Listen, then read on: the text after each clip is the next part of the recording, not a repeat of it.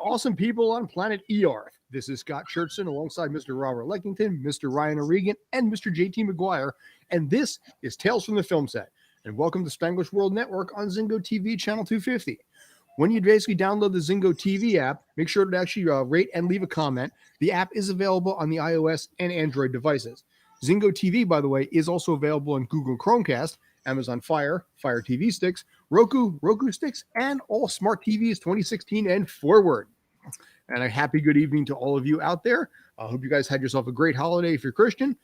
If you're on Kwanzaa, I believe it's Ujima today, day 3, which is the holiday of responsibility, I think, if I got that one right. But if you don't celebrate any holiday, hope at least the weather was nice for you. So, gentlemen, how are you guys doing today?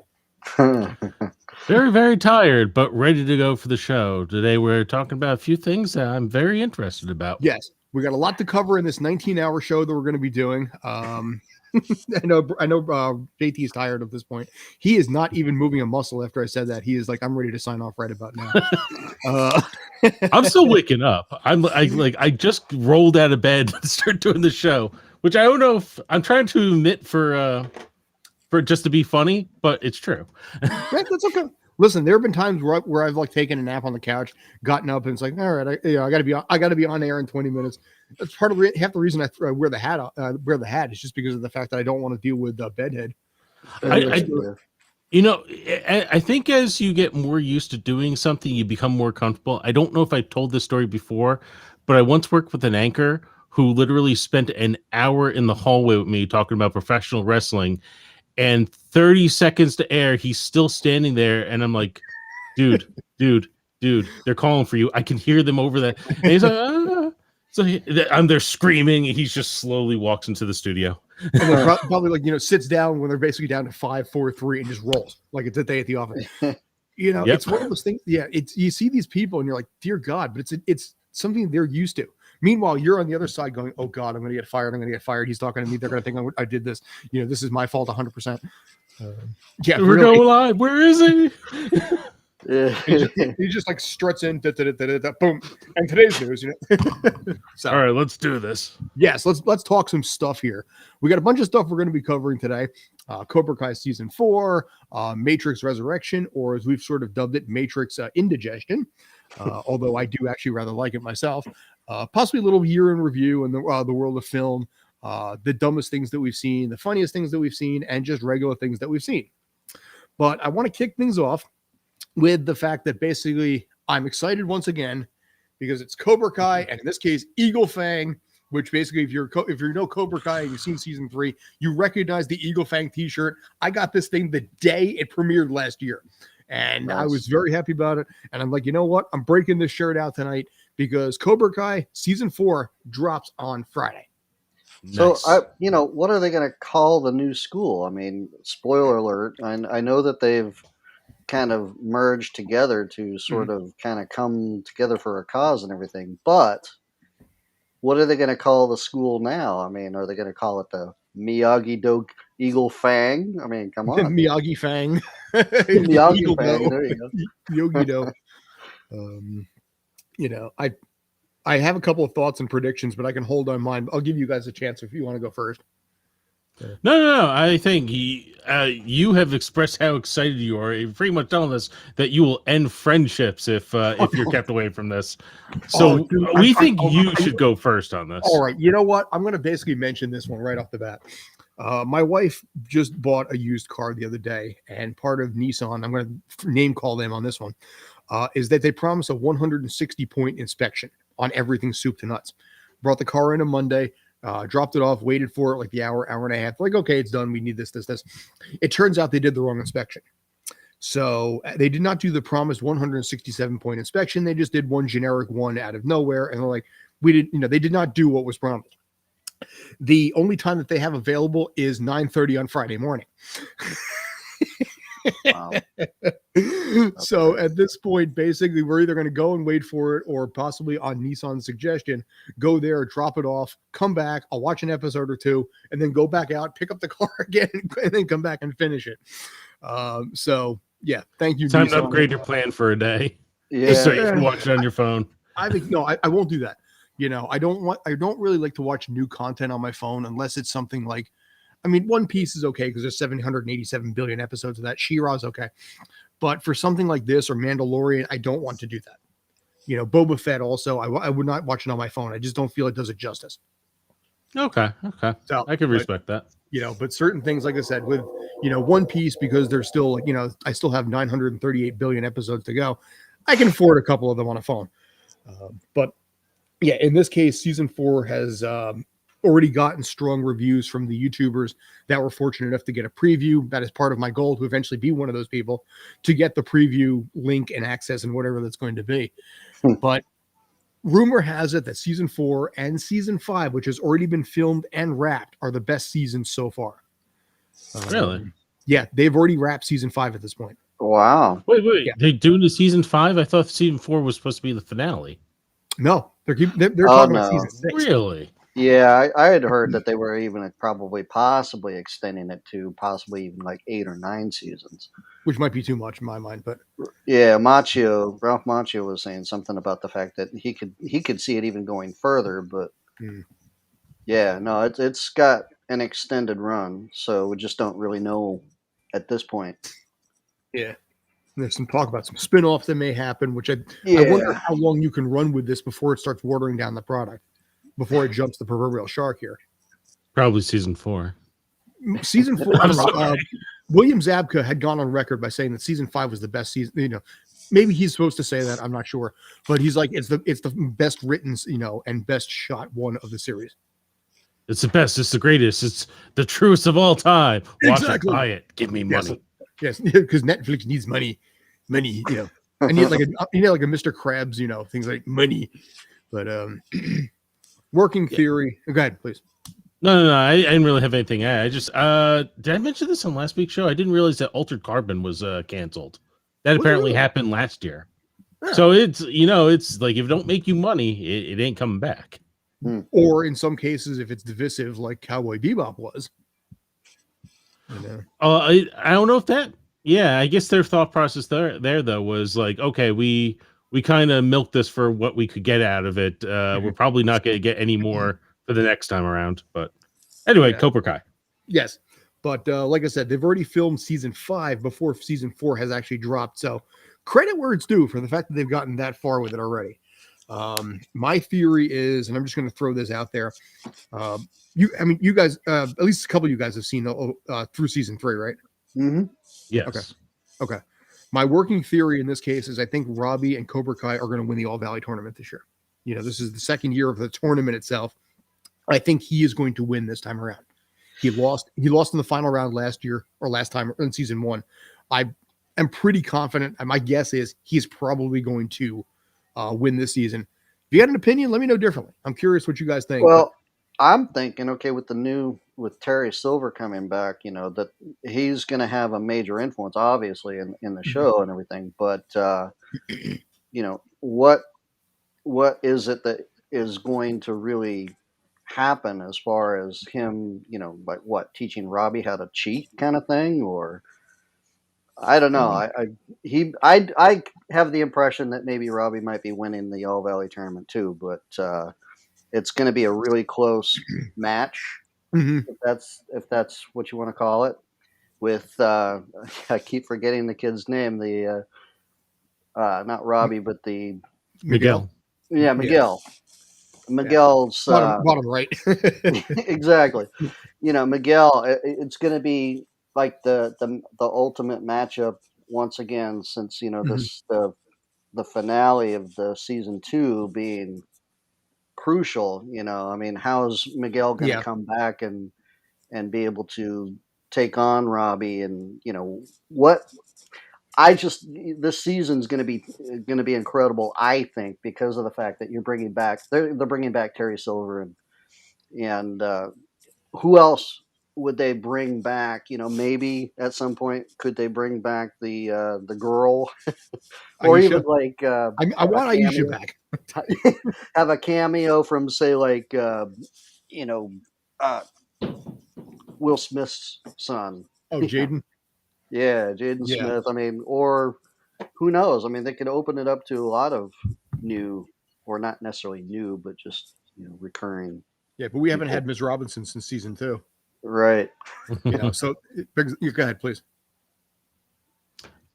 Ooh. I don't. I think it could go either way because I believe both Miguel and Robbie are the yin and yang. They're neither is purely good or purely evil. They're kind of both sides of the coin. So my thing isn't so much about who's going to win the tournament, but who's going to win the fight for good and evil in this round. Is it going to be Robbie winning, but he remains with Cobra Kai to prove that the Cobra Kai way is the right way? Does he kind of turn on them to go back to? But I didn't know there was a season 5. So now this opens up all possibilities because it means they're going to have to do another cliffhanger to keep things going. That's why I'm saying Robbie will probably win season 4. Now, Teresa just posted the fact that, basically see a school that's not a main focus. Topanga Karate, if you remember season 1, where you had Xandor, the one's like, I just want to take a moment to, basically, even though we're fighting here, I want to take a moment for peace in our lifetime. And then just dead silent, everything completely awkward. I almost wonder, wouldn't that be funny if actually Topanga or Karate or one of those other ones actually win? You might see him back and his mom as well. By the way, great chin there. You might see his mom come back too, and she was like one of those karate moms as they're referred to. But who knows? But I think, like I said, my money is probably on Robbie right now. Although again, that would be really funny if somebody out of left field took it, like Bob's Dojo and Reseda. Do you think Allie's coming back? She was in there in season 3 for 2 episodes. I don't know if they need her at this point. I mean, it was a nice little fan service, but I don't know if she would drag down the story at this point because she and Johnny weren't, nothing happened between them ultimately. So what would be the point of bringing her back in? I don't know. I mean, at some point, because she was such a main character in the film, the original film and everything, and the fact that she was, brought in for season 2, was it season 2 or season 3? She was season 3, last 2 episodes. Okay. Right. So, who knows? I mean, she might be brought in for moral support or something for, for either of the two there. So, yeah, but I wouldn't put it, past them to do something like that. Yeah, I mean, if you look at this picture, you can see the two of them are, pretty pissed off at one another too. So you don't know if there's maybe a divide going on between them, or maybe it's just one of those things I'm reading too much into it, where it's like, oh, this is us together now. I'm getting a little bored of that though. They've been doing this for 3 or 4 seasons now, where it's like they like each other now. Now they hate each other now. Now they like each other now. I think you can only do that so long before the audience gets sick of it. I am a little bit, I got to say in this case, it was by season 3, I was starting to feel a little bit. I like the fact that how season 3 ended with the two of them collaborating, but one is going to probably assume that the start of season 4 is going to be like, better. No, I know better. And then that same dynamic is going to happen and they'll iron it out. It's almost like every single season. It's like 2 steps back, 3 steps forward, 2 steps back, and just keep going that way in general. At some point, you're going to have to put all that behind it. Go ahead. I think last week one of the shows we were talking about, I was talking about like how they set up the drama there. Like, oh, look, here is a problem. But if person A talked to person B, look how quickly it would be solved. But they don't want to talk to each other, so they drag it out. Yeah. Cobra Kai has like the perfect example of this, where every character is fighting each other because they're just not saying the right thing. Within 2 sentences, the conflict would be over, but it doesn't. And again, it's a drama, so of course it has to go that direction. But again, I don't know. It's just it becomes to a point where it takes you out of it, and you just don't want to see it anymore. I understand. Me, at least. Go ahead, Rob. I'm good. What do you think of the? Have you seen the show, Ron? Yeah, Big O, you've been quite quiet there. He says, just look as stoic there for a bit. Did we lose him? I haven't said a word since the episode began, and now you're just noticing 15 minutes into. Oh no, I've noticed. I just was waiting. That, but, I think maybe 10 minutes ago I knew what you were doing, and I'm like, no, I'm just gonna keep cutting them off. I was almost wondering if you had a problem with the video right there. It's just. Maybe that No, wasn't. I've been quiet on purpose because I know this was a topic that you three cared a lot more about than I did. And even though I've watched the series myself, I remember how hyped you guys got over on the old Film Yap show whenever season 1 first came out, and you were, talking to Ralph Macchio and everything on, those days. So I didn't want to interrupt. I really didn't want to interrupt. Thank you.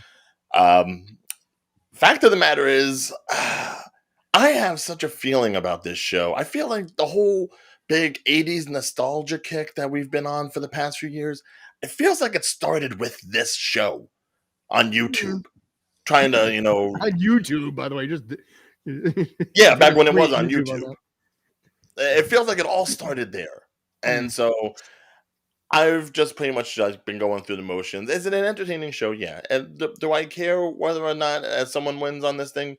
No, because they're going to come up with some sort of typical sort of writing that's going to go ahead and push it to the end. So there's nothing they can do anymore that's really going to be surprising, because they've pretty much milked everything that's in this franchise, short of bringing in Jackie Chan himself. Now, and besides, mind you, I've been quiet because if I did go into my thoughts on this show, it's been brought to my attention that maybe I overtalk on some people, or maybe my swearing gets out of control. And this is the kind of thing that would do it. So for the sake of the audience and for you three, on this final episode of 2021, I have purposely held my tongue. And I will continue to do that until we get to the next topic. Okay. Speaking less spoken to, is that how that's the new Ryan for 2022? Oh no! This is just for today. So this way it's like all fair and balanced. Come next year, no, gloves are off. It's all open. The gloves come off and everything. Yep. Yes. 2022, the year of Big O. Yes. That's what my therapist tells me to say. Yes.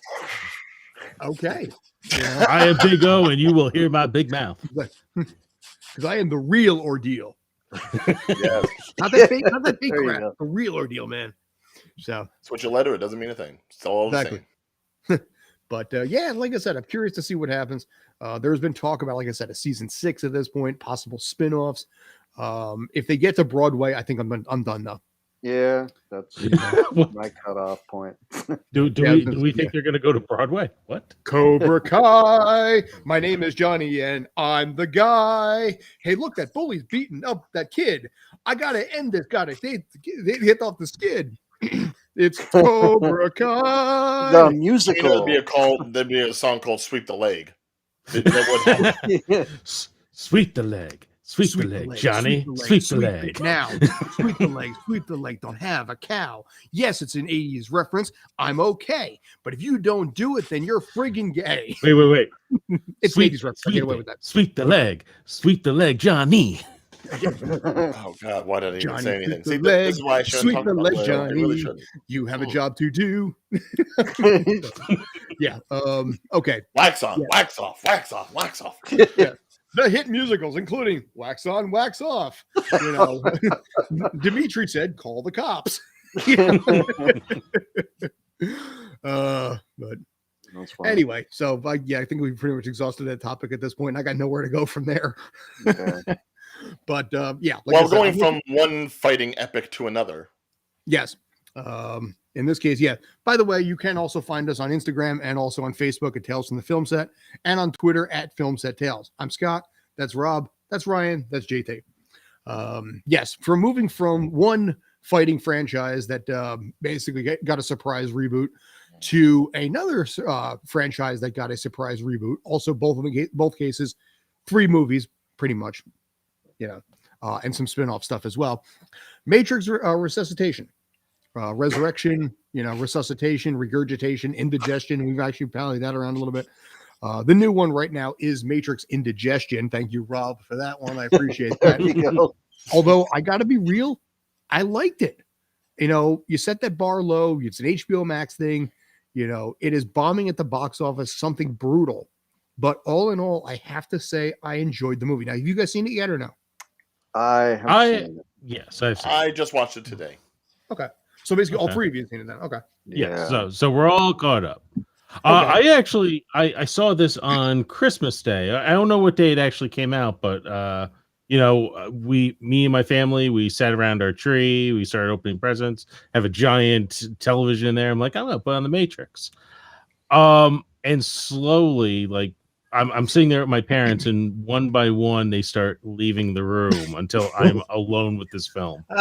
Dude. I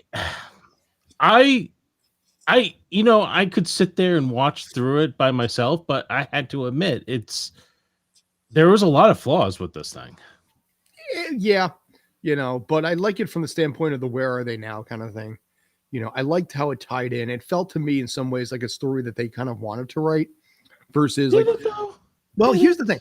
Well, I think in some ways, yes, because there was a lot of questions that I think they kind of wanted to have answered, with a lot of it of the where are they now.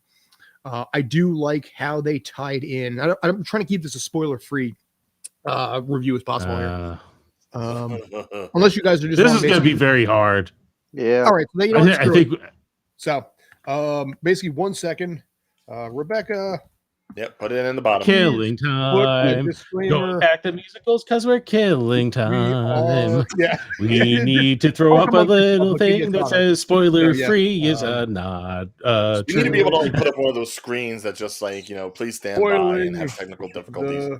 God, I can't type for have a jingle in behind it. Matrix movie. It's got choking one of us. Rebecca, please put in a disclaimer and type it better than I just did right there, because I'm trying to talk to you guys and run the show at the same time, and my accuracy dropped down to like 40% on what I was writing there.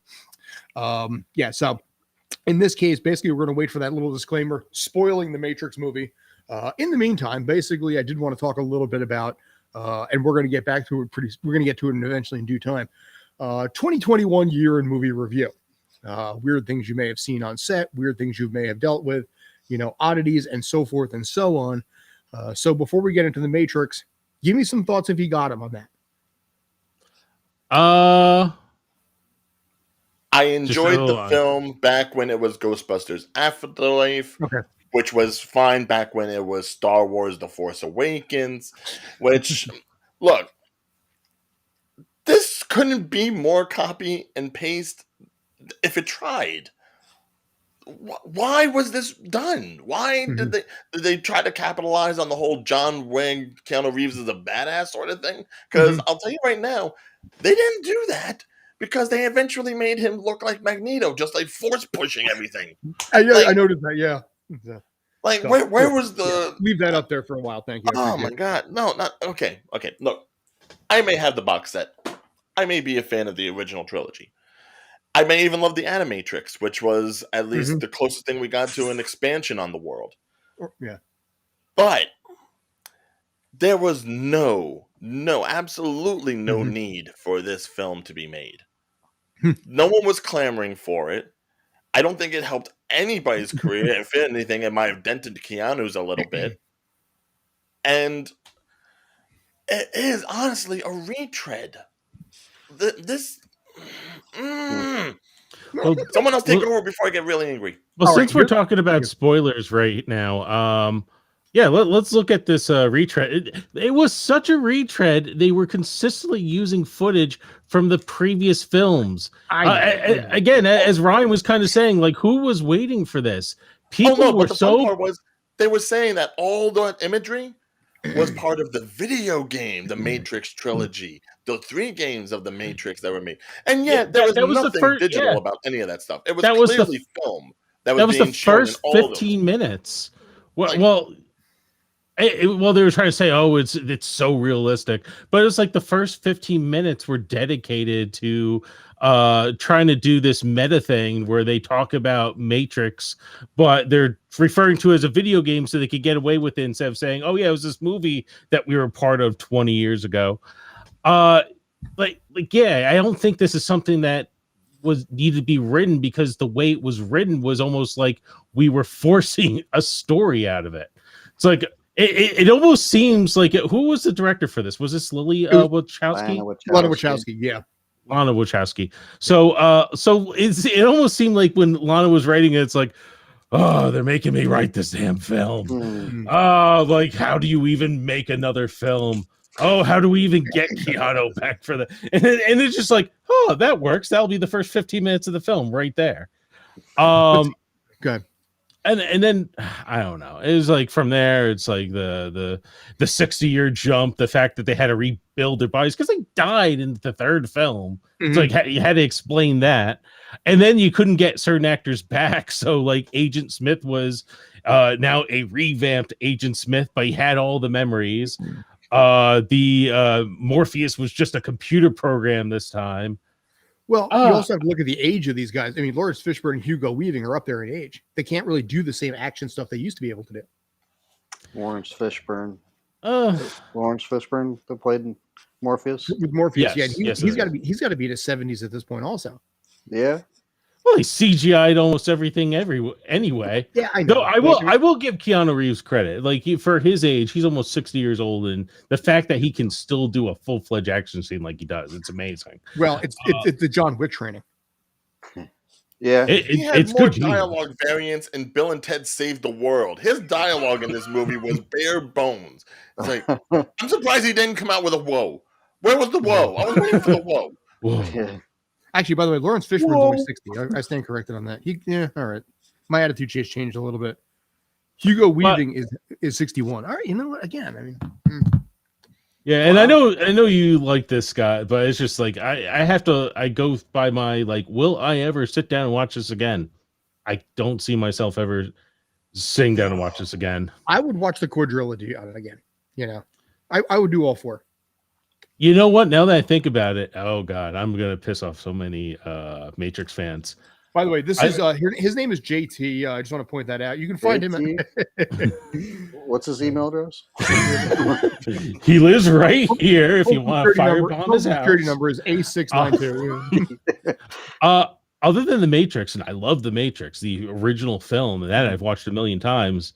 I don't think I've watched any of the others since they came out. I think I watched bits and clips of Reloaded. I saw Revolution in the theaters when I was 18 years old, and I think I fell asleep. I've never watched that one again. These movies, it's like they didn't know where to go with them. And I thought, like, well, this is the reboot. They had 20 years to think about it. And what it seemed like was a cash grab. Which is not doing that much of it really right now. Yeah, what cash were they grabbing with this? It made $12 million opening weekend, came in number 3 behind Sing 2 and obviously Spider-Man. And Which just passed the $1 billion mark, by the way. yeah, so I mean, if it thought it was going to go ahead and like use the nostalgia factor to like piggyback on the idea of like there being a movie with 3 different Spider-Men, it did not do that. Yeah. You know, I mean, like I said, for me personally, they probably banked on the power of Keanu Reeves, you know, and obviously the sequelitis of it and everything. Carrie-Anne Moss. Carrie-Anne, who, by the way, I got to give credit. She actually's aged pretty well in the last 20 years. You can see a little older, but Yeah. I liked seeing her back again. Here's the other thing. Those two, anytime they were on screen, I'm not insulting her as an actress because I know she's a great actress, and I've seen Keanu do some good stuff. But they had some of the most wooden acting in the scenes they were together, especially at the beginning of the film. It was like so awkward them talking to each other, like to show like how in love they were, even subconsciously. And I'm like, well, this is awkward. That's what I saw. It was just nothing but like them longing into each other's eyes, pretty much, you know. And they weren't Like the only really time we cared was when the bodies were actually being resurrected because these aren't like new glitches. This isn't like the inevitability of the inevitability that we saw in like the second movie where we found out there was always going to be a Neo, there was always going to be a Zion, and somehow that always got destroyed. No, this is the same one whose dead body was resurrected, thus the title. By Doogie And Howser. I'm like, they have this technology now.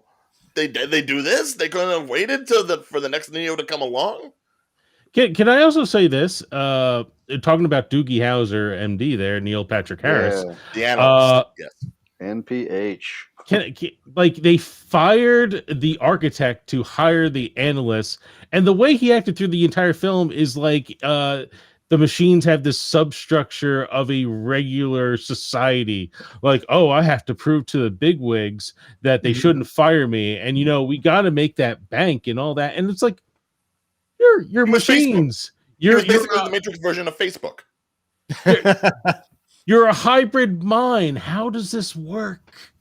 Well, that was never really explained in like Revolutions. Reloaded a little bit, but definitely Revolution, where you have like the train man and what Sati or whatever her name was, and it's almost like this own underground independent society. Oh, and amongst the all machines. the freaking cameos they got.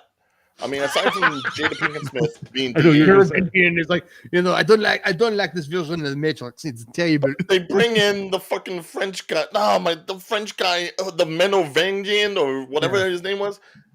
I couldn't understand a thing he was saying the entire rant. Subtitle. That's how you watch anything now. That's how much they actually cared about this script. They let a Frenchman just say, and that's all that mattered. It was so long since I've seen Reloaded. I didn't know who they were for 2 minutes. Well, see, that's the mistake I think a lot of people made, is the fact that they went in assuming that they knew enough. Now I didn't go back and see the first 3 movies. I planned on it, but didn't do it. But I've seen it enough, and I know the lore well enough that I didn't have a problem, blending. But I think a lot of people that went into this hadn't seen the other ones in so long, or maybe only saw the first one, and they were completely lost because they couldn't keep up with all the stuff that was going on. Whereas even though they did have the flashbacks, which I think helped some people, if you forgot a lot of it, it would have been lost on you. And I think that's where a lot of people got hurt with this movie. Basically, this was a movie that was crafted in a way that made it sound like it was smart, and the plot was overly convoluted regardless of how simple it was and how much of the original plot it was. But this is the movie that insults the intelligence of its core audience, of the fans that actually have wanted to see something for whatever reason. I wasn't insulted. I might be insulted right now. I don't know. Yeah. I didn't feel like they have to go ahead and like boggle you down with exposition, which let's face it, that's obviously what Neo and Trinity weren't there for. They were there just to be present. Everyone else went ahead and told the side story of how everything came about and where everything is and what everything is. I'm like, well, let me ask this, because after Speed Racer, I kind of gave up on the Wachowskis. What have they successfully made since the original Matrix? Memes. I mean films. What films have they successfully made since the original Matrix? I don't know what their resume is. Because the sequels, I think, for the Matrix were not really that good. Speed Racer wasn't that good. I think Jupiter Ascending they had, which was not that good. Cloud Atlas, Jupiter Ascending, Bound. Cloud Atlas, you had Tom Hanks, and who remembers that film? I don't remember that film. I remember of it. I've never watched it because it just looked so bonkers. Yeah. So it's Bound, Cloud Atlas, Matrix. Work in Progress was there too. It's like the Wachowskis really like CG. We get Sense8 series, by the way, was there too. So I feel like they had Vendetta. They hit this really great film with the Matrix, but they, not to be mean, but it's like they didn't have the talent to ever follow up on that. It's almost like M. Night Shyamalan. Yes, they're very much like him. Yeah. I mean, for me personally, the Matrix movie was a fun popcorn movie. I went into it curious with the where are they now. I didn't expect it to be Oscar winning. I was just like, I really like this franchise. I'm just going to go and watch this. It's HBO Max. I'm not even going to the theater. I'm just parking myself on the couch for a couple hours, taking a break when I feel like it.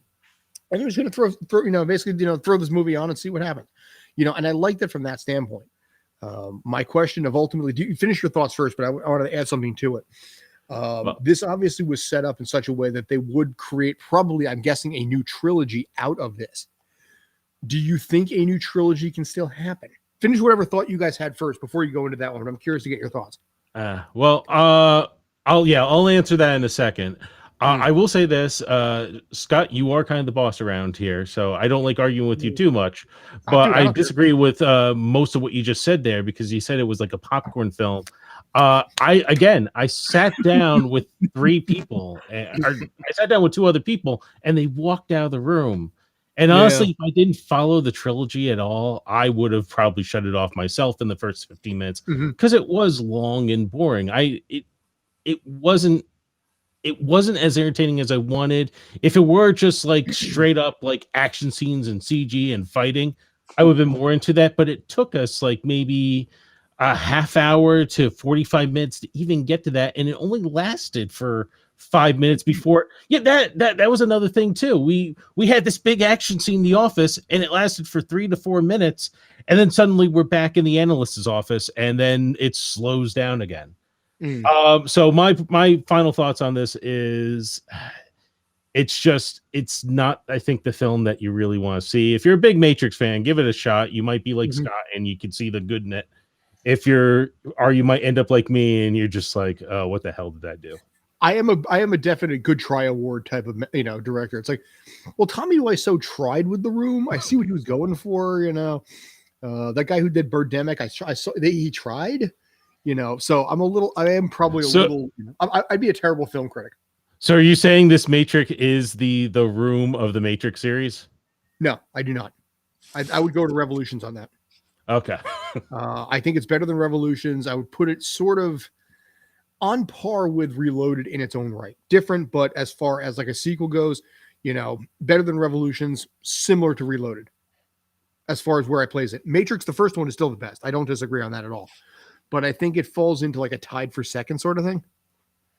Now, you brought up a question near the end there, but I don't want to steal time from Rob or Ryan. Do you guys want to add something? Well, I thought it was a good movie. I think that I'll have to at least see it a second or even a third time, I think, really just to kind of soak it all in. But I did notice that there were, not just the nostalgic scenes that were brought back from the original film and everything, but even that scene where they're in the office and he's like, follow me kind of thing, and so, yeah, really, I don't know. I mean, I'm kind of torn on it.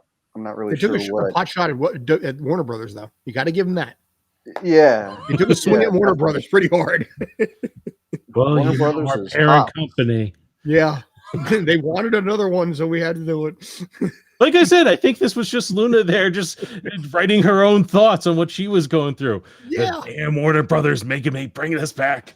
That was a very not a thickly veiled swing there. But also, I think you mentioned something. I forget exactly what it was, but today's movies are a lot more explanation than discovery now. Even we see with like Doctor Who, it's a lot more explaining what's going on versus letting the audience figure it out on their own. But anyway, Ryan, I want to give you a final shot on that before we ask about will there be sequels.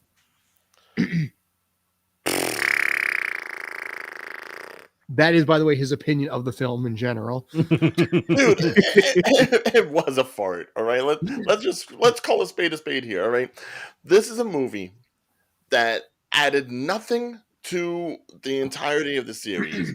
This is the Transformers: The Last Night of the Matrix, if anything. All right, it was nonsensical. It was unnecessary. It actually made its core characters look almost weaker by comparison, and it was just something for the Warner Brothers slate. You basically went ahead and burned any good and all goodwill that anyone would have to hiring the Wachowski for anything. At this point, as far as I'm concerned, her name is dead in the water. Because this pretty much shows that she can't even handle her own IP. And if you can't do that, then what good are you? Well, it is hurting in the... Go ahead. I was just going to say 20 years of bad films. It is... Obviously, the box office has suffered. I think it's only like 26, 28 million, whatever it is now. And yeah, I don't can't know even blame that on HBO Max. You can't. People will say, oh, well, that's why it didn't make enough money. Dude, even if it wasn't on HBO Max and say all the people on HBO Max went to the theater, let's say it doubled, it still, by all comparisons, did less than practically every other blockbuster movie this year. This tells you this was a bad move. They could have charged for the stream like they've done with some of those films, but they didn't. They chose not to. So, that's losing money right there. The question remains, though, is this, like I said, this was set up with a sequel or two sequels probably in mind. I know, and listen, you saw the ending. You know that I'm right there, that it was probably building towards the potential sequel. Question is, will there be a sequel, or will this be Princess Daisy joining up with Mario and Luigi at the end of Super Mario Brothers? This is Princess Daisy meeting up with the Marriott brothers, never to be seen again. And Until then he basically until Chris came in Pratt looking like a comes around commando 20 with years a later. big old gun. That was it. Yeah, it's it only made 12 million, and it's not getting the best reviews. I think Internet Movie Database has it at 6 out of 10 right now. I don't know what Rotten Tomatoes is. It's probably worse than that. Yeah, Does anybody even know what the budget was on this thing? I'd say 100 mil. At Yeah, least. I do not. I will look it up. I will find out for you in a Yeah, it's a second. 5.8 rating right now on IMDb. Well, and what's it on Rotten Tomato? Because everyone seems to go by what Rotten Tomato says rather than I IMDb. usually stick with IMDb on that. Right now, it's got a 64%, but I don't know which side is that. 65% with the reviewers, 63% with the audience. So pretty darn close. Lukewarm.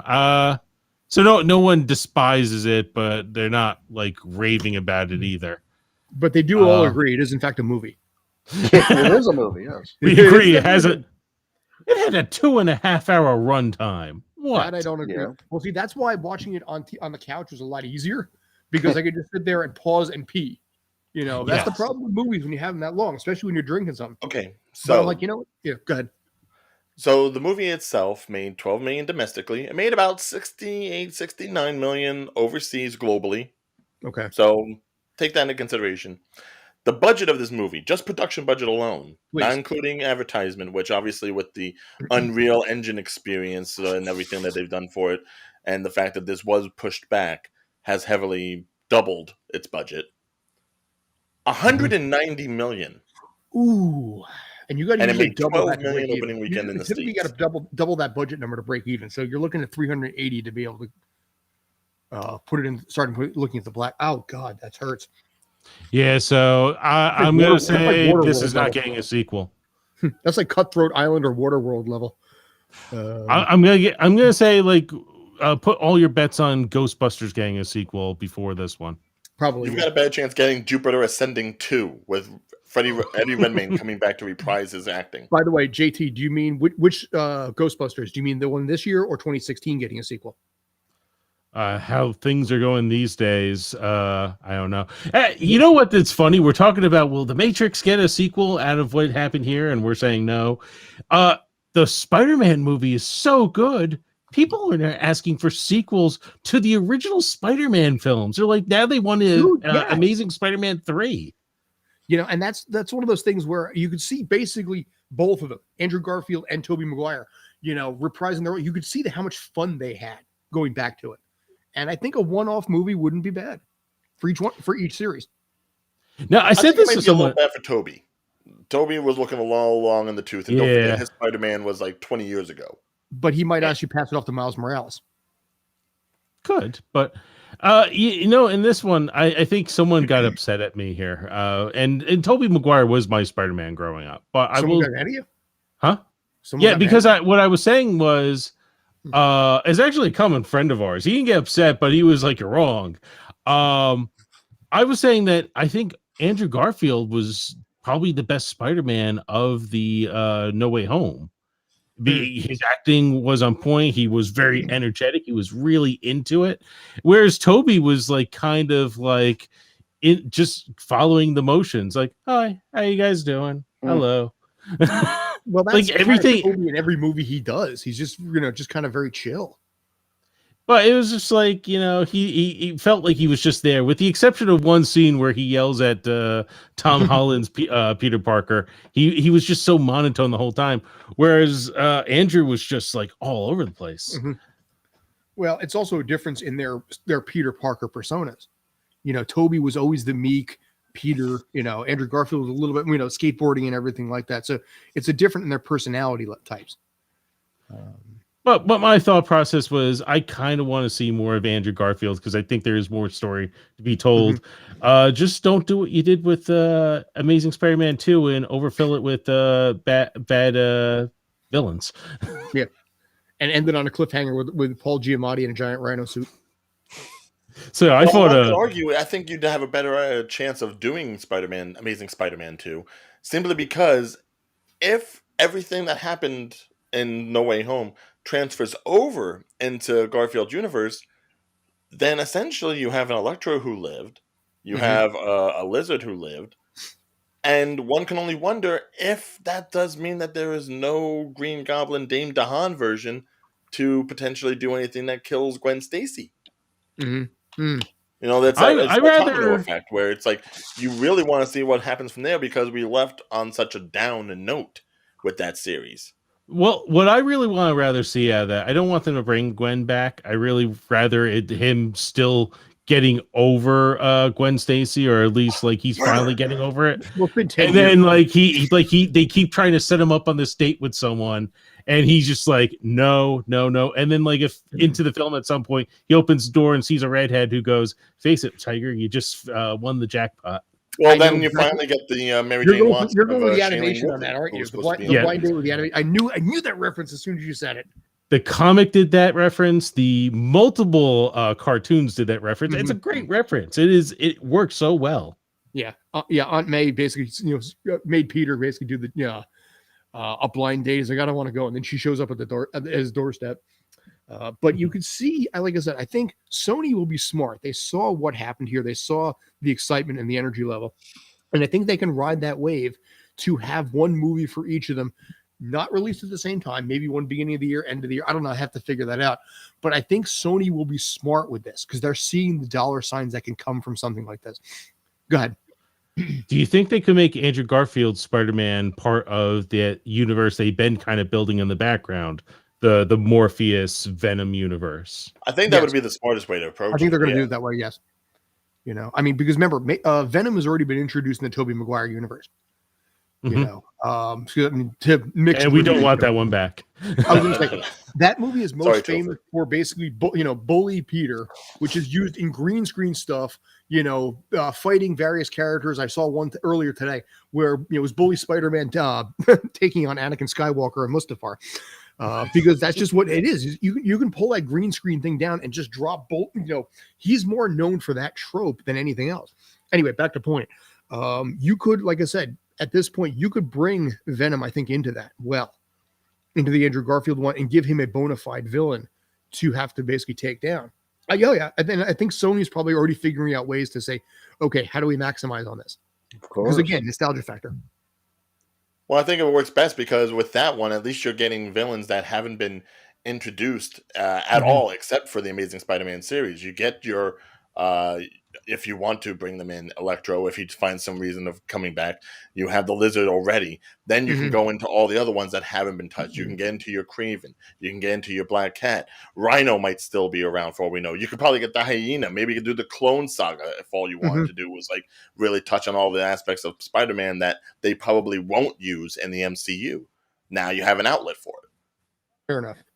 So, all right. So we got about 7 minutes left. I'd like to revisit this, and we probably will. But we got about 6-7 minutes left here. I want to talk a little bit about the year in review. Thank you, JT, for the reminder, the very subtle reminder that popped up on the chat a couple seconds ago. Yeah. Yes, thanks for pointing me out as I put it in chat. Listen, you know me. You know called I'm all over the place. You know that basically my brain is scattered, to say the very least here. So I appreciate people keeping me, on point here. But at this point, 2021, we sort of touched on it a little bit with Ghostbusters. I want to hear from you guys, weird oddities, stupid things, funny things, just things in general. When it comes to movie experiences, what you've seen, what you've dealt with, what you did wish you hadn't dealt with, and so forth. Ryan, starting with you. All right. So this way I don't stay quiet. I Complete. think overall, just the year that was 2021, we've learned a lot of things from films that I think are tropey. We've learned that certain things are just the bare bottom necessity for filmmaking, and we as a society will eat it up as long as we've got nothing else to look at. We've seen movies rehash the same plot lines, the same tools, the same tropes, whether it be time travel or, a secret villain who, you don't know until the very end of the movie, stuff of that nature, where it's just, I worry about how things are going to go from here on out, because with the past couple of years, we've seen filmmakers and studios go ahead and try to give us everything possible just to keep us entertained. And I fear that we are pretty much telling them, hey, give us slop. It's fine. And then we, as actors, you and Robert and Scott, we are going to go ahead and be on these sets where we're going to end up seeing the same stuff over and over and over. And I think it's going to take a little bit of the love out of the industry for us. I think humans are a creature of wow, I can't think of that word there. Habit. Thank you. Except when it comes to remembering old quotes. But so I think what happens is in the film industry, because they treat it like a business, they always go for the common denominator that's always going to kind of bring in the most amount of money. And in the last 2 years, where people have kind of been afraid to go to the movie theaters, which is the main revenue source for a lot of these companies, I think they've been just trying to throw hooks out there to try to drag you in. I was thinking about this the other day. Have we had anything really original in like the last few years? I think I can think of John Wick, but past that, have any new franchises popped up or anything new that people want to see that we've created? No, because it takes too long to do that. It's easy to slice up something old, make it modern, and just drop it right in. Space Jam 2, Cowboy Bebop, and everything like that. Netflix is bringing Yu Yu Hakusho and also One Piece, which, but it's so much easier. It's easier and faster to rebrand an old thing as a new thing and drop it. I can't really disagree with it. I mean, it's been a weird, like 2021, I think for a lot of people are going to be like the year of renewal. The like we got through 2020, we survived. 2021 is now going to be our year, fellas. And it kind of wasn't. It was just kind of a continuation of 2020. I can't think of anything really great that happened this year that came out this year. I mean, we did have all the new TV shows from Marvel on the small screen, but I mean, after the initial like, hey, we get the TV version of the Marvel Cinematic Universe, we realized that wasn't as great as it could have been. We just talked about these movies that just came out. They could have definitely been better for the amount of time we waited for them. It's fast food filmmaking. Yeah. I guess though, Ryan, you're also speaking as an actor and talking to us gentlemen as filmmakers. Are you talking about like the films that you want to be a part of? I think any actor who actually enjoys acting loves the idea of like trying something new or trying something that they haven't done before and going out of their own comfort level and really being able to broaden the horizons of their own personal skills. But if everything's going to be cookie cutter from here on out, and if it's all going to be the same kind of movie, just different names and different faces, that's really going to put just a damper on the whole experience. Wow. I don't want to take over the time, but actually, just something that you thought about. We were talking about Spider-Man a few moments ago. Andrew Garfield with TikTok. What do you think about that? Yeah, I mean, we haven't seen anything great come out in movie theaters, but Netflix has been. There's a few things from Netflix that got pumped out that were pretty good, I would think. You said he was on TikTok. Well, I'm sorry. What was the name of the movie? Boom. It had a very similar name. Tick Tick Boom. Tick Tick Boom. Yeah. Well, this is something I want to revisit probably next week, because next year, basically the next time we do this will be 2022. New year, new me. So I really want to be able to delve into this and what we expect from 2022 if we are more depressed because we figured 2021 was a salvation year from 2020. So are people like less optimistic and being like, oh God, now what? So I want to cover that. I definitely do. And I think that's a good opening for the show next Tuesday. I got to wrap this up. I'm sorry, I'm short on time. Thank you, Rob. Thank you, Ryan. Thank you, JT. Check us out on twitch.tv/Tales from the Film Set. We're going to be doing a live stream reaction tomorrow night at 8 p.m. Eastern for episode 1 of Book of Boba Fett. None of us have seen it yet at this point. Curious to see what happens. I, for one, am excited for Tamora Morrison to get his own series. He, in the Disney and the Star Wars universe, deserves his own show. But we'll cover that more in due time. Anyway, I got to wrap this up. I'm sorry. Thank you, Rob. Thank you, Ryan. Thank you, JT. Thank you, thank you to my father for getting me this Christmas bobblehead, which kind of looks a little bit like you. That is kind of awesome looking. Yes. And as always, you can find us on Facebook and also on Instagram at Tales from the Film Set and Twitter at Film Set Tales. Take care. Have a great holiday. Have a great new year and be awesome. Toodles. Bye-bye. See you in 2020.